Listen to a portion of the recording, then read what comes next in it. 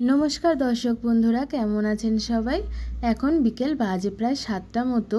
আমি এখানে রেডি হয়ে বেরিয়ে গেছি বন্ধুদের সাথে। আজকে অনেক দিন পর বন্ধুরা মিলে প্ল্যান করলাম একটুখানি বাইরে ঘুরতে যাব, বেশি দূরে কোথাও নাই, কাছাকাছি। সারা সপ্তাহ সবাই নিজেদের অফিস, নিজেদের কাজকর্ম নিয়ে ব্যস্ত থাকে। স্কুল কলেজে পড়ার সময় কিন্তু বন্ধুদের সাথে আড্ডা মারার জন্য অঢেল সময় থাকতো, তবে যেটা থাকতো না সেটা হলো বাড়ি থেকে বাইরে বেরোনোর পারমিশন আর টাকা পয়সা। তবে এখন দেখুন, কম বেশি আমরা সবাই ইনকাম করছি, সুতরাং টাকা পয়সার হয়তো কম নেই, বা বাড়ি থেকে বাইরে বেরোনোর জন্য পারমিশনটাও হয়তো এখন পাওয়া যায়। তবে যেটা পাওয়া যায় না সেটা হলো সেই আগের মতো বন্ধুদের সাথে কাটানো মুহূর্তগুলো।